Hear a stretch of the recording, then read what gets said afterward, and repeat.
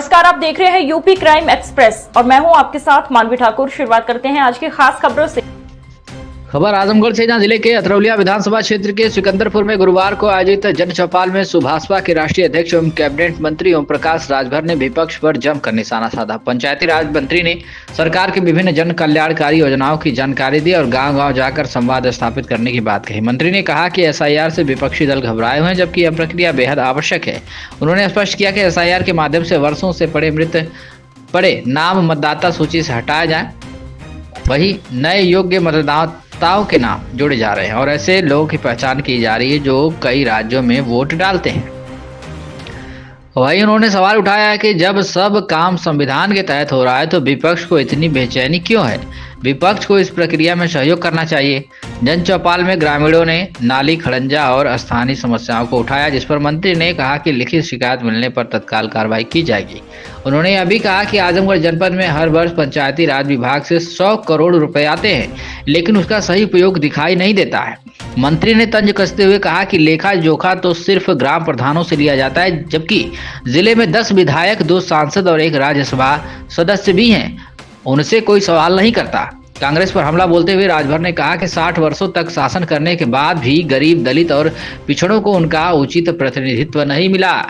अयोध्या में राम मंदिर धर्म ध्वजारोहण कार्यक्रम में सपा सांसद अवधेश प्रसाद को न बुलाए जाने के आरोपों को झूठ बताते हुए मंत्री ने कहा कि सभी 403 विधायकों को भूमि पूजन के लिए निमंत्रण दिया गया था, लेकिन समाजवादी पार्टी ने ही इसका बहिष्कार किया। उन्होंने सपा नेताओं को दो मुहा सांप बताते हुए उन पर भ्रम फैलाने का आरोप लगाया। जन चौपाल से लौटते समय पंचायती राज मंत्री की गाड़ी गांव की कच्ची सड़क पर बने गहरे गड्ढे में फंस गई। स्थानीय लोगों ने गाड़ी को धक्का लगाकर बाहर निकाला। करीब 10 मिनट की मशक्कत के बाद वाहन गांव से बाहर निकल सका। कार्यक्रम में पूर्व प्रधान फौजदार निषाद, हनुमान निषाद, हीरालाल, अंकित, मनीष, अमित, राजकुमार, इंद्रेश सहित कई ग्रामीण मौजूद रहे। ओम प्रकाश राजभर कैबिनेट मंत्री ने क्या कुछ कहा और आप सुनिए। मंत्री जी, सिकंदरपुर ग्राम सभा में एक जन चौपाल को संबोधित किए, उसके बारे में।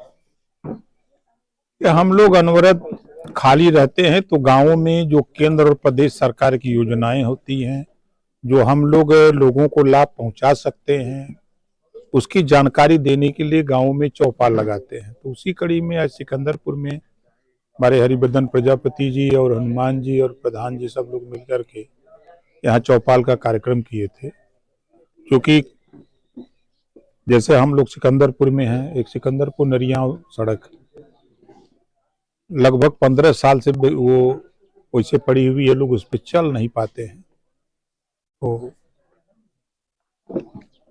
ऐसी स्थिति में उस सड़क को सिकंदरपुर नरिया ही नहीं बल्कि अहिरौला कप्तानगंज जो 21 किलोमीटर वो है, दोनों सड़कों की स्वीकृति हो गई है, पैसा अलॉट हो गया है और इसी दिसंबर में उसका शिलान्यास और शुरू होगा। इस गांव में भी नाली और रोड की बहुत समस्याएं हैं, फिर हम लोगों ने बताया।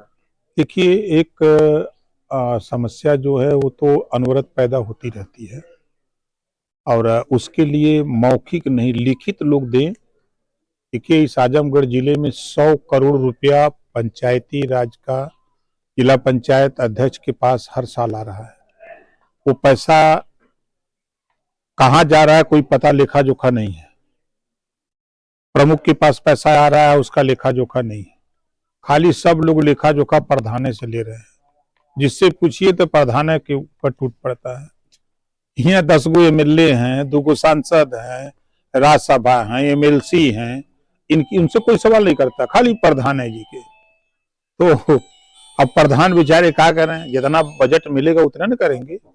जो समस्याएं हैं लोग रिटेन में हमको दें, तो कोशिश हम भी करेंगे कि जिला पंचायत से कुछ हो, कुछ प्रमुख से हो, कुछ शासन से हो, कुछ कराने का प्रयास हम लोग भी करेंगे। एसआईआर की जो प्रक्रिया चल रही है, इसको लेकर विपक्ष कई तरह के आरोप लगा रहा है कि तनाव में बीएलओ आत्महत्या करने को मजबूर है। देखिए, अब उनका आरोप को हम क्या कहें, जो सरकार की मंशा है वो मंशा साफ है कि फर्जी वोटर लिस्ट में जैसे जो मृत पड़े हैं, 20 साल, 25 साल, 30 साल से मृत हैं और वोटर लिस्ट में नाम है, तो उनके नाम निकालने की तैयारी हो रही है। जिनका नाम वोटर लिस्ट में नहीं है उनका भी नाम जोड़ने की तैयारी हो रही है। सत्यापन हो रहा है कि एक स्टेट से दूसरे स्टेट में लोग जाके बस गए हैं और दोनों स्टेट में उनका नाम है, तो इसको भी संविधान के दायरे में एक स्टेट में उनका नाम एक जगह एक वोटर लिस्ट में होना चाहिए। तो इस काम को चुनाव आयोग कर रहा है। अब विपक्ष को इसमें लग करके अपना सहयोग करना चाहिए। जहां उनको अंदेशा हो रहा है कि नहीं हमारे साथ अन्याय हो रहा है, तो उनको अपना उस बूथ पर जाकर के चेक कर लें। अभी तो आपके सामने मैंने पूछा लोगों से, तो लगभग हम समझते हैं कि उसमें 99% लोगों ने कहा कि हमने फार्म वार्म भर दिया है, हम लोग दे दिए हैं। राहुल गांधी और अखिलेश यादव सहित विपक्ष के कई नेताओं का आरोप है कि बड़े पैमाने पर दलितों और पिछड़ों का वोट काटा जाएगा। ये तो आरोप सब दिन लगाते रहते हैं। अपने कार्यकाल में अगर उन्हीं से पूछें, अगर हम कांग्रेस की बात करें तो लंबे समय तक 60 साल तक लगातार कांग्रेस का शासन था। 60 साल में हम बैठे हैं निषाद बस्ती में, क्या 60 साल में एक भी ऐसा लायक बेटा यहाँ नहीं पैदा हुआ कि जिसको सिपाही में भर्ती कर दे, लेखपाल ग्राम सेवक बना दिए हों, कानूनगो बना दिए हों? कोई ऐसा नहीं मिला। अगर समाजवादी पार्टी की बात करें तो 4 बार सरकार रही समाजवादी पार्टी की। समाजवादी पार्टी ने क्या किया? हम एक ही गांव की बात अगर तुलना करें, बहुजन समाज पार्टी की भी 4 बार सरकार रही। तो आज तो उस समय पैसे के बल पे नौकरी मिलती थी, आज तो योग्यता पे नौकरी मिल रही है। अभी 62,000 पुलिस की भर्ती हुई है, कोई लड़का नहीं कह सकता कि हमको पैसा लगा है। जो उसमें आया वो सफल हुआ। अयोध्या में राम मंदिर के ध्वजारोहण कार्यक्रम में सांसद अवधेश प्रसाद का कहना है कि दलित होने के कारण हमें नहीं बुलाया गया। अभी झूठ बोलने का ठेका ले लिए हैं तो क्या करें। मैं तो खुद गवाह हूं। उस समय सांसद जी एमएलए थे और अखिलेश जी भी एमएलए थे, दोनों लोग सदन में थे।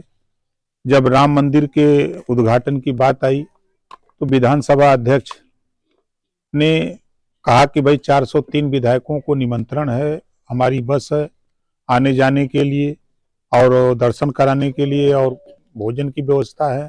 हम 403 विधायकों से चाहेंगे कि सब लोग साथ चलें और दर्शन करें। तो उसी समय समाजवादी पार्टी ने वॉकआउट किया था। तो निमंत्रण मिलता तब भी ये लोग नहीं जाते। ये दोनों तरफ से बोलते हैं, तुम मुहैया साहब की तरह।